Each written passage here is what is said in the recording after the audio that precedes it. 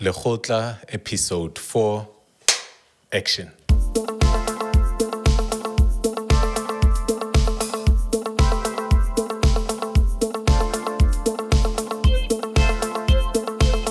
Welcome to Lekgotla, where leaders meet to unleash their leadership potential for the betterment of those they lead. be it at home, at work, in our communities, and ultimately in the world.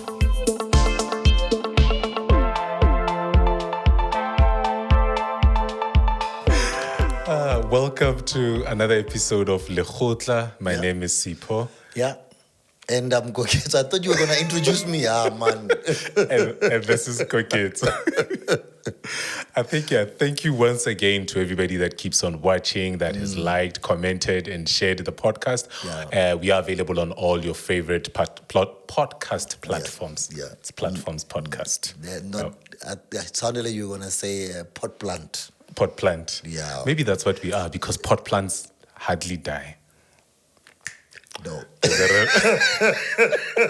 right? No. No. Let's stick to podcasting and not try to be. No, let's leave that. There we go. Sipo, I think today we said we want to talk about leading when you are not in charge. Yes. And the reality is 99% of people are not in charge. And probably they will never be in charge in the sense of organizational leadership. Sadly, yeah, because there's only few spots at the top, And then the question is, is there opportunities to lead when you're not at the top, when you're not in charge? I was reading a Harvard review by Gary Hellman. She says, too many leadership experts still fail to distinguish between practical leadership and exercise of bureaucratic power. So we have taken bureaucratic power to be practical leadership. And it says, in order to engage in the conversation about leadership, you have to assume you have no power. This statement kind of like caught me. It says you have to assume you have no power, that you aren't in charge of anything, that you cannot sanction those who are unwilling to do anything. If given this starting point, you can mobilize others, accomplish amazing things, then you are a leader. If you can't, well, you are a bureaucrat. well, it resonates. It's strong, yeah? If you think of the first episode when we were defining leadership, that's exactly what it is, right? Because it was defined outside of the borders of bureaucracy. And it definitely resonates. The idea is that leadership is the ability to influence. And what they are explaining and emphasizing in this article is that you don't need positional power to do that. So they say, as a leader, and if you're a leader, you're watching this, they say, assume you had no power. Assume you were not the one in charge. Assume people did not have to listen to you because you're paying their salaries or whatever the case is. Assume you had none of that. And would you still be able, rather, to mobilize people and achieve amazing things when people did not have to follow you and they want to follow you? It makes me think of, they sometimes say as a leader, you must always consider whether do people want to work for you? Are you the kind of leader people would want to work for? Yeah. And I think it talks to exactly that sometimes people are there because they don't have other options, but you need to be the kind of leader that people want to work for. I'm not here because I need to, but I want to be here. Then you've got that influence and not positional influence. Absolutely. And then the question then begs, if you are not in charge, how can you lead? Because I believe that all of us have a responsibility to lead in one way or another. If the leadership is only in the hands of those who have bureaucratic power, it limits the influence that it is. And you'd find that a lot of us, we say we work in toxic organizations, right?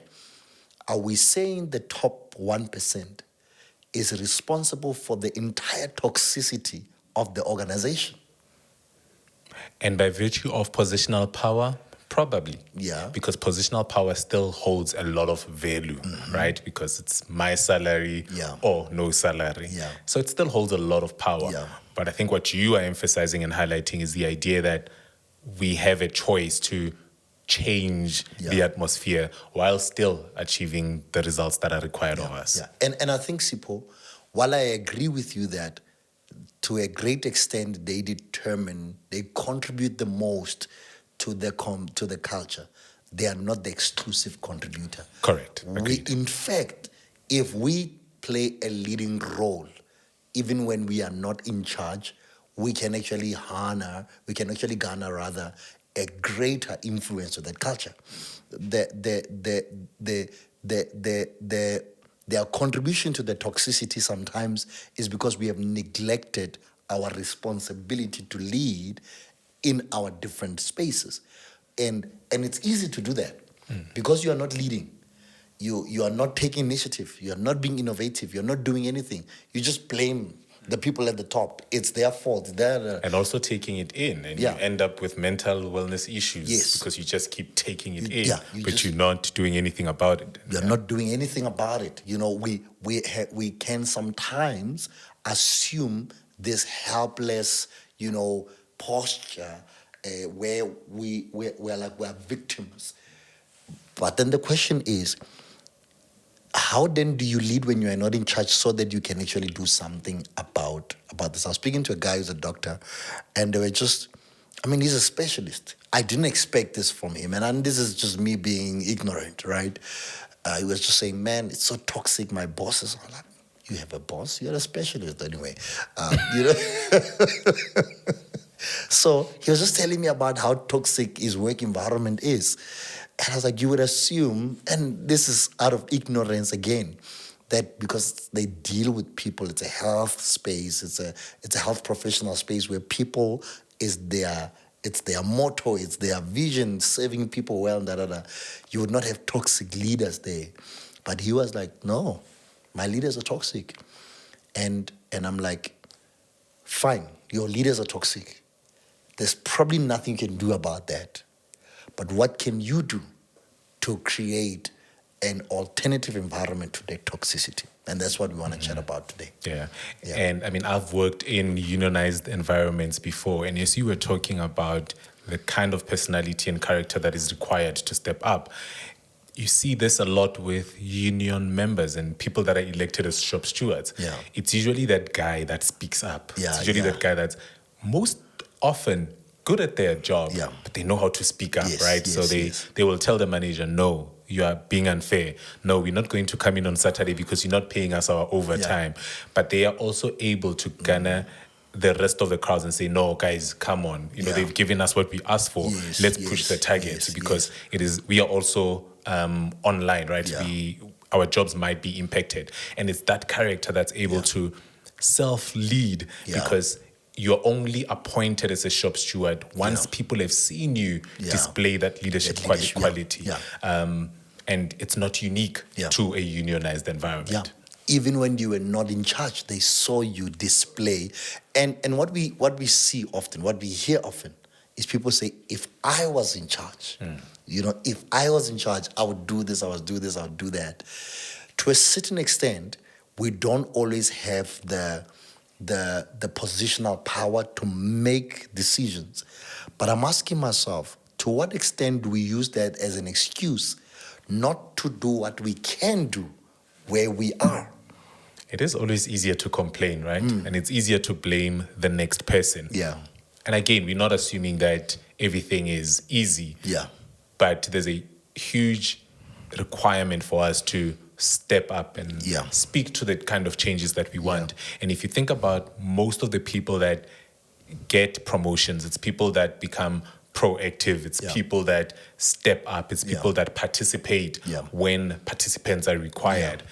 It's hardly the person that speaks last. Sure. It's hardly the person that's always complaining. Yeah. In fact, toxicity sometimes comes from our peers. It's not always from the Yes, top, because yes. there's people in our level and our Yeah. peers that create an environment that breeds toxicity. Yeah. So, how do you then lead when you are not in charge?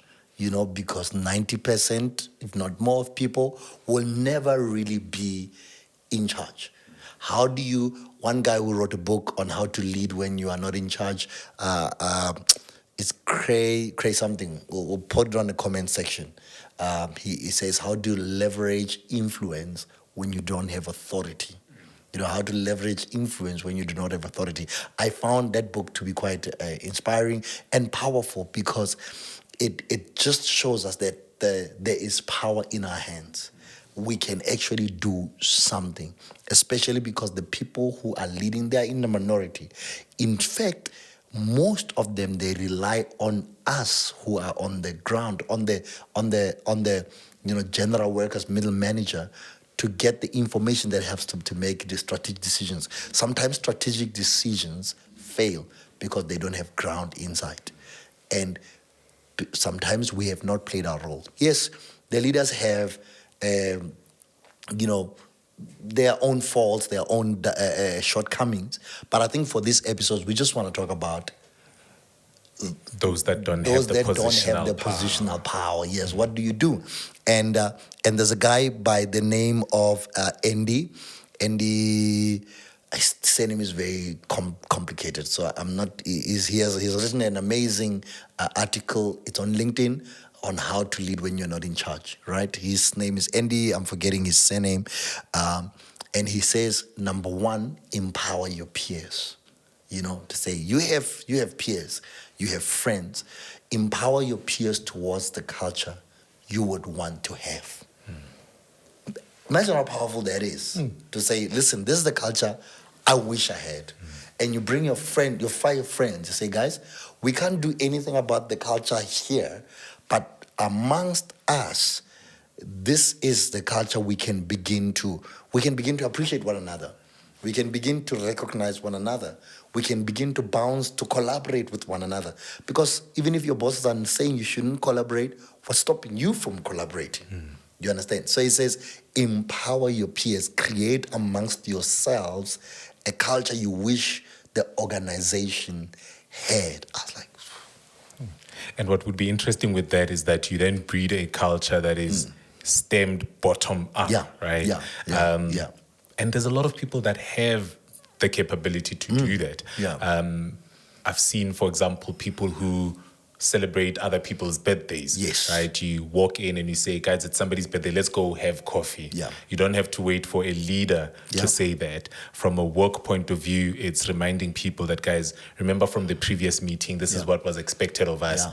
What support do you need from me? Or can you tell me how far you are? And you sort of, to your point, build a culture of collaboration. We can speak about these things and we don't have to wait until we get into the boardroom where there's a chairperson sitting in the high table. Yes. But you get conversations going with your peers. And truth is, we see a lot of these people within our peers.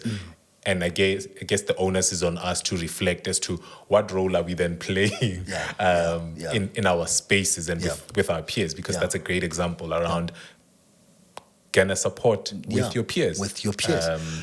Sipo, I don't imagine as a leader, if I find my people collaborating, I would have a problem with that.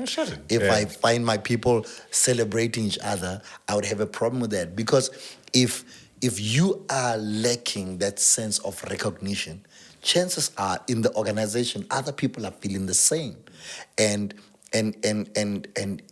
while it is good to give feedback to the leaders and say, hey, with recognition, why are you not recognizing each other? Let's start there. Why are we not appreciating each other? Why are we not, celebrating one another, celebrating each other's birthdays? Why are we not giving each other feedback? What is stopping us from giving each other feedback? You'd find that we sometimes are contributing to the toxicity, because we as well are not. So I found this to be really, really a powerful thing to say. The culture you in fact, one person said it this way: Craig Rochelle said it this way. He says, be the leader you wish you had to someone else. So there's someone else. If you feel a need for it, chances are someone else in the organization also feels the need for it. Be it to them. I'm also wondering if it's helpful for people not to think of people as bosses, right? Yeah. And hence the conversation and articles around how to be a leader and not a boss. But from a subordinate point of view, would it be helpful for me not to think of my manager as this Hitler that's going to come in and always tell us what to do, how to do it, but taking the initiative? I'm thinking back in varsity when they would give us an assignment and they say this is a group assignment and you've got this syndicate that you need to work with. It's literally people jumping up and taking the initiative, offering to type, offering to fix the grammar, offering to do things. And you create this environment where everybody equally contributes. And usually within that contribution, if there is a need to appoint a leader, it is often from the people that are contributing and their confidence.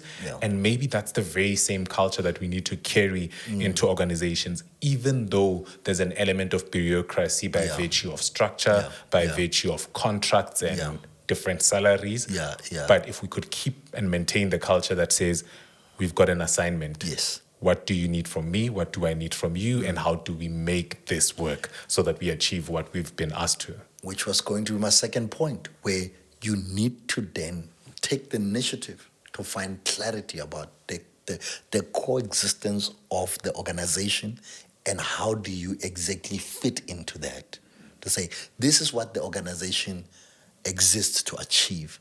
This is the goal that the organization is. Because some of us were frustrated by companies and we're like, I don't know where I fit in here. Because you're waiting for someone else to come and tell you how you fit in. And if they have 500 other employees,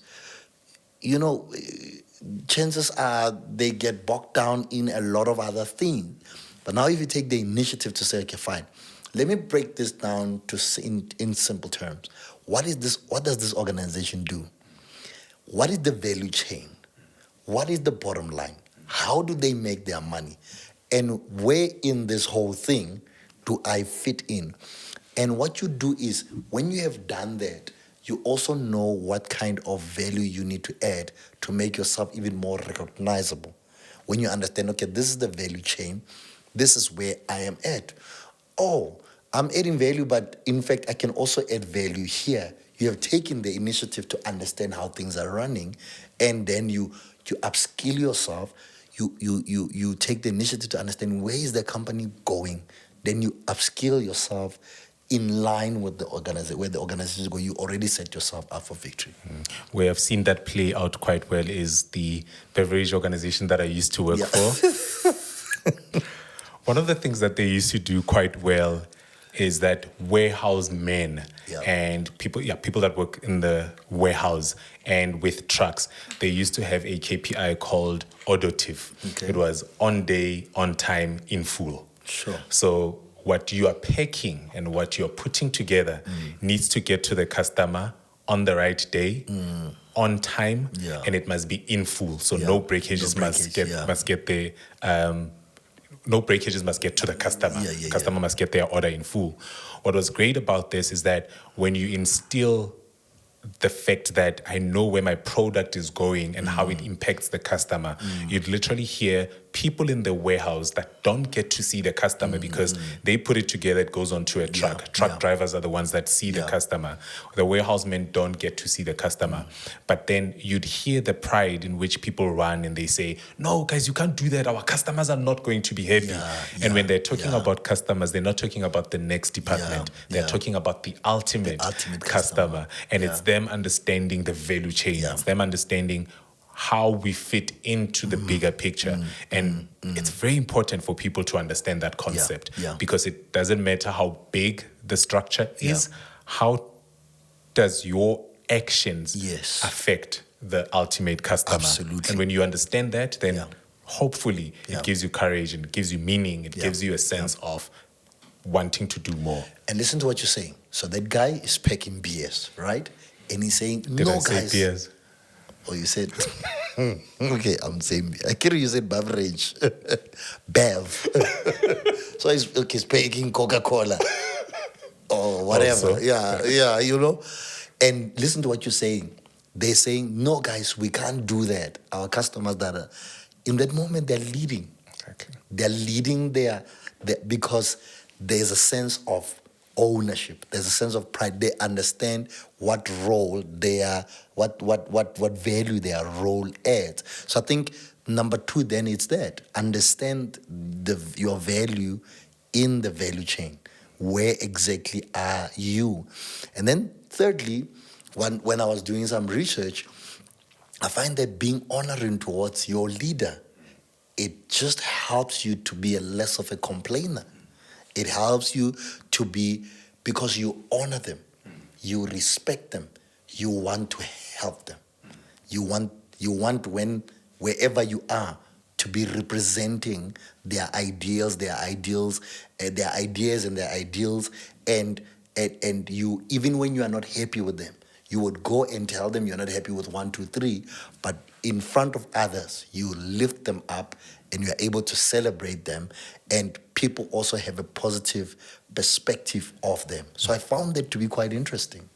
And it certainly is. And I can imagine that leaders are quite lonely as well, right? yeah. So if a leader has told you guys that he's going to be doing a presentation, it's Yeah. one of those approaching them and asking them, hey, how did it go? Well done, to your point, right? And what it then does is that it positions you in their minds in that you are here for the team. Yeah. You are here Yeah. for the greater good. Yeah. And when they think of other projects, you come to mind Yeah. because you are for the team. Yeah. You are for me as a leader. Yeah. And I can imagine that some people are sitting at home thinking, well, my leader does not deserve that.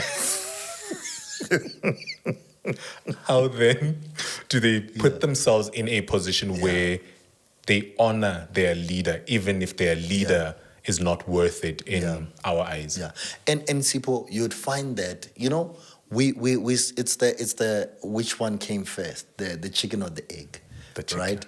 Okay, so you'd find that some leaders are closed off as a protective mechanism, because they know that they know that people are always against them, people are always criticizing their efforts.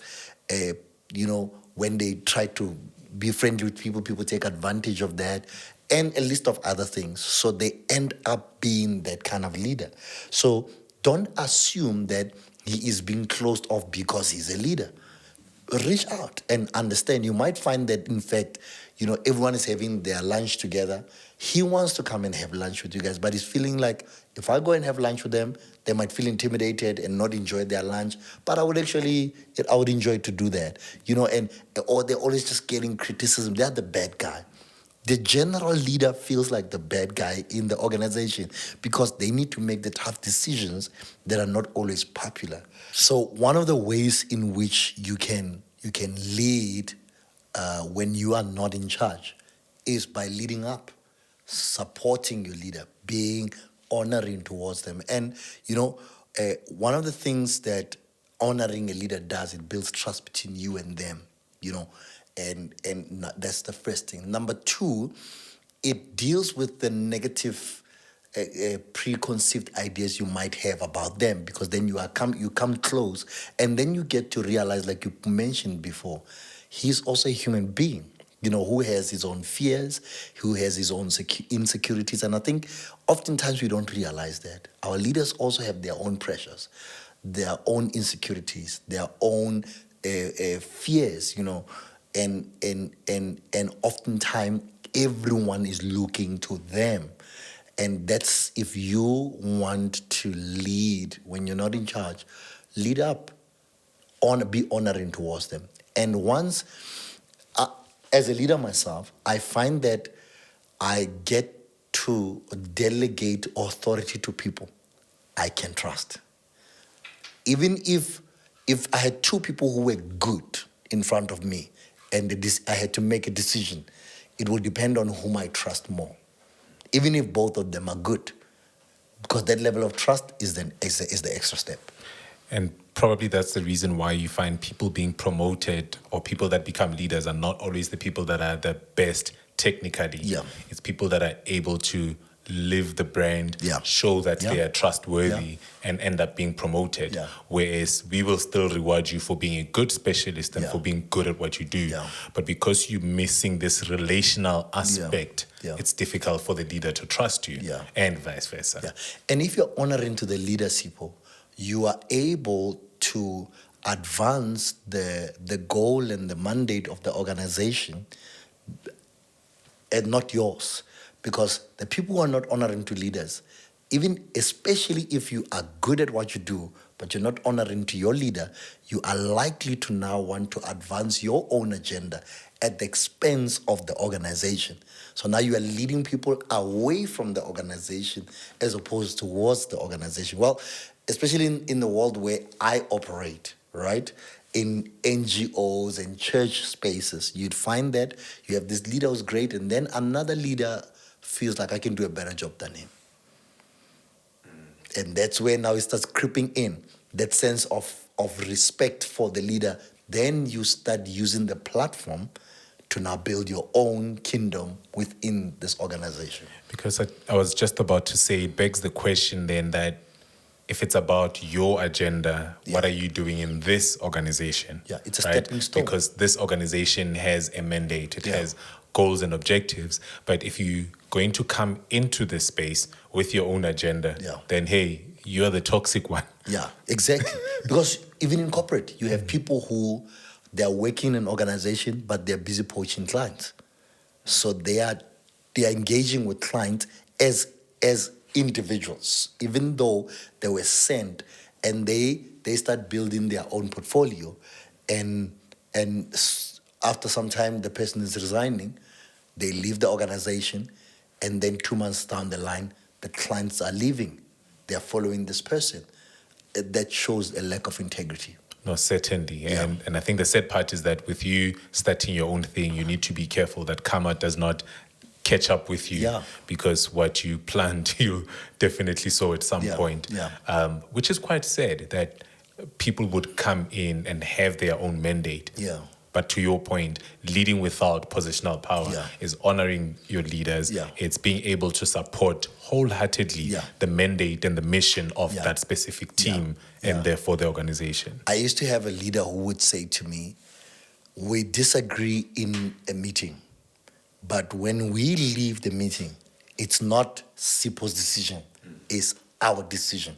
Even if I was disagreeing in the meeting, when we get out there, I don't say, no, the boss says, this is what we agreed on, especially for middle managers. Don't separate yourself from your leader, especially when the decision was made in your presence, even if you did not agree with it, because soon you will be the leader who is in charge, and you would want someone to be able to speak on your behalf when you are not there as a leader. You just reminded me of a birthday party I once went to. It was a 60th birthday party. And after that, of course, as everybody's socializing, we meet this guy, and in conversation, it turns out he's an ANC cadre with a law background, part of Luthuli House. And I remember having a conversation when I realized that he's from the Val. And I'm like, you guys are messing up the Val because, hey, I've got the platform now, right? You guys are messing up the Val. You are quiet. And I took advantage because, again, out of ignorance, my thinking is everybody that's ANC is politically inclined and not necessarily that they've got a professional background. And when I realized that he had a legal background, I took advantage, and I thought, I'm going to question this one since I've got the platform. And there's something that he mentioned, which you are alluding to, where he says to me, listen, when you hear all those statements, it also saddens us when we see the results, because we don't want to see our municipalities or our countries succumbing to what they're succumbing to right now. We actually want to do best. And of course, I then said, no, then what are you guys doing about it? And he says to me, well, trust me, in the boardroom in Luthuli House, we fight. But the mandate is when you walk out, you speak in one voice. And I kept quiet. It was still said, but I respected that because that's what you want as a leader. Yeah. It's the fact that we can disagree and we want different ideas, Yeah. but once I've made a decision as a leader, I need you to support me. Yeah. And that's what they say. So Yeah. it's not everybody that's part of the ANC that necessarily shares the same values Yeah. in terms of what we are seeing practically. Yeah. But because they've taken an oath, they choose to stick together. Yeah. And Yeah. that's what we're currently seeing. And you know, the minute you feel and you continually perpetuate the idea that you can do better than your leader, you actually become the toxic one. You also contribute to the toxicity because your attitude changes. You check out the previous episode we spoke about quiet quitting. You start quiet quitting in that. But when you make a concerted effort to be honoring towards your leadership, it blocks that negativity that you come into the environment with. In fact, you then start looking for opportunity to improve the environment. You start looking for opportunity to create a better space for everyone who's working there.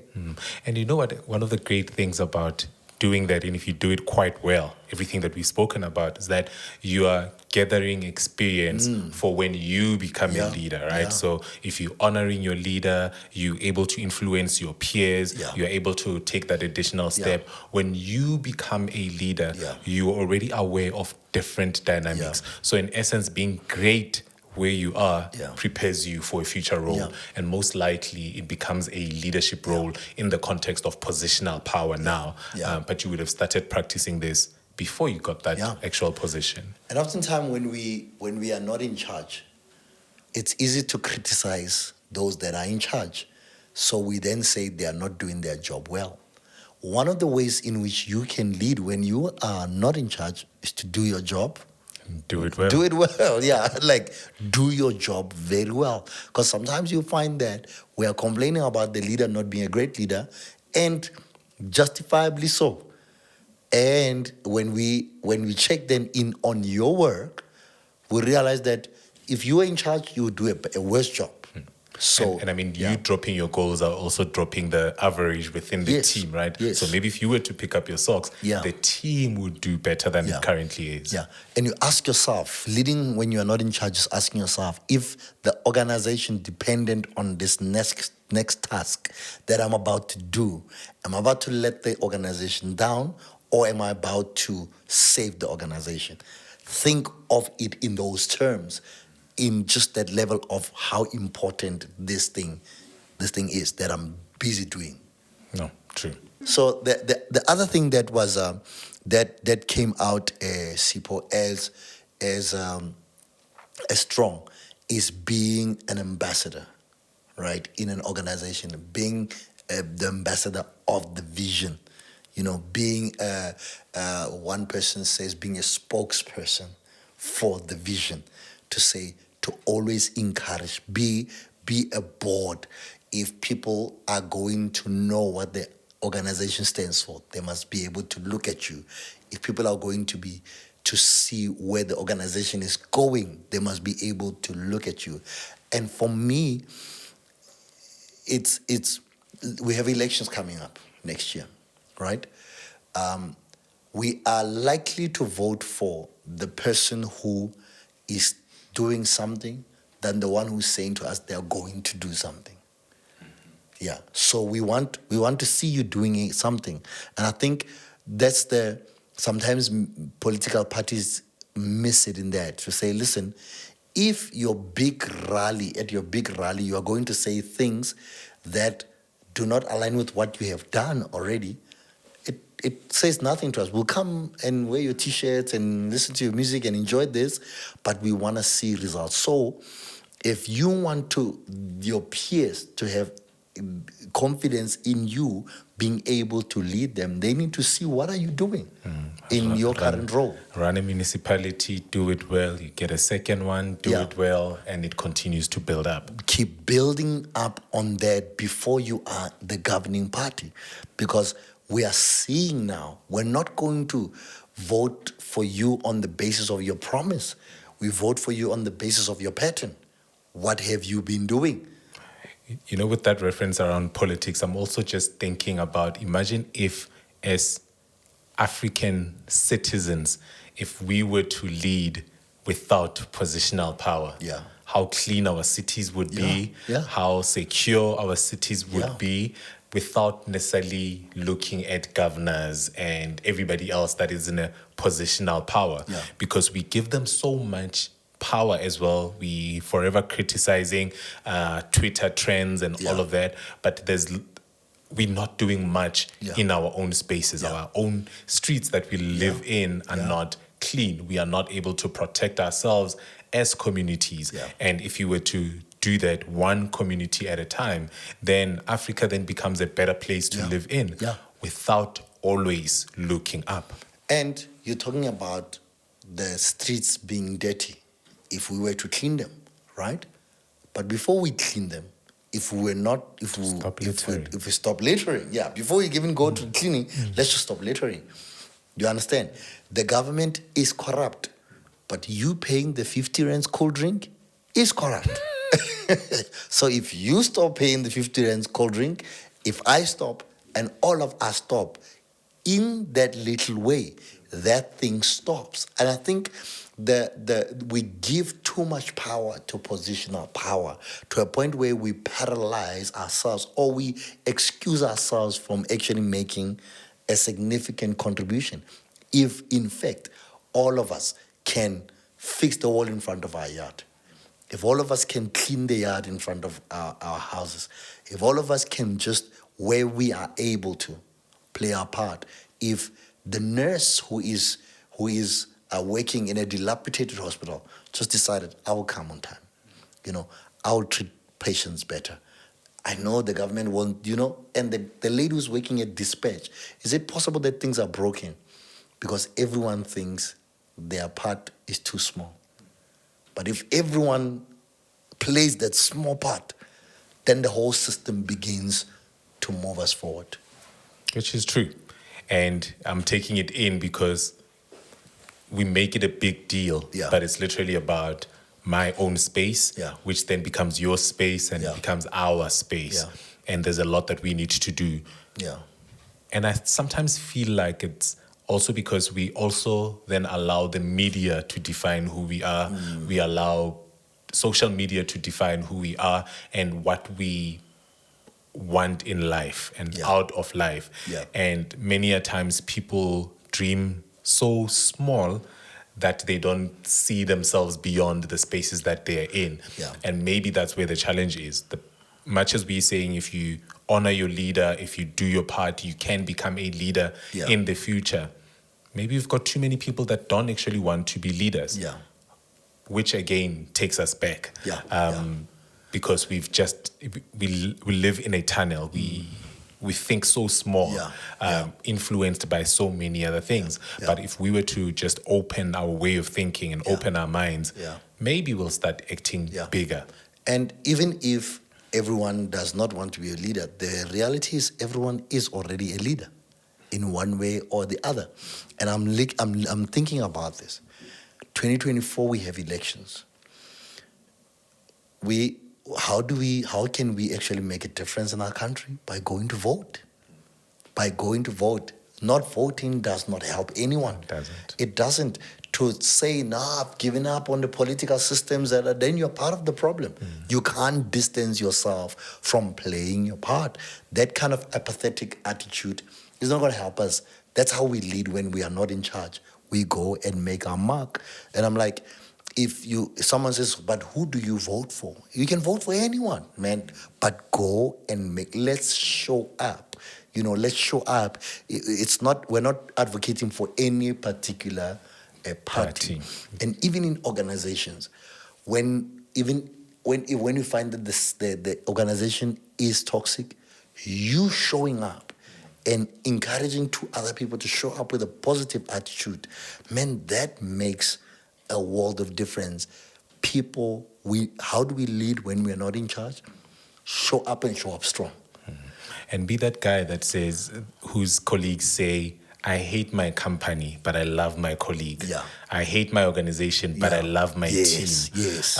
And that then grows Yeah. into this team loves this team. Yeah. We love this department. Yeah. And therefore we love the organization. Yeah. So be that difference to Yeah. the next person. And hopefully it continues to grow because we learn from each other. And let's make each other feel good. Let's honor each other and grow from there. And I think with voter apathy, I think it definitely deserves an episode on its own, just so that we talk about the selection and election of leaders and the role that we play. Young people, older people, because something has to change. Yeah, something has to change. So I think there's one thing we can give as a takeaway is that create a culture you want to have amongst those that you have access and influence to. If you have access in the organization to 5, 6, 3 people, amongst yourself, create a culture you wish the organization had and see if that will not make a difference going forward. And secondly, be empowering, encouraging, and honoring towards your leader. And then do your part and do it well. Show up with a positive attitude.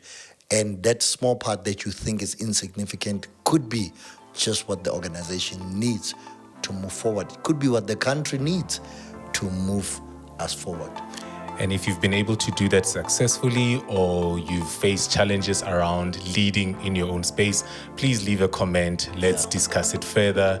And remember to like, share, subscribe, and find us on all your favorite podcast platforms. Pot plant. Not pot plants. It's been good, Chana. It's been good. All right. Thank you very much. Thank you for joining us for this episode. Remember, healthy leader, healthy community, and a better world. Please remember to follow us on your preferred podcast platform, and remember to like, share, subscribe, and please leave your comment.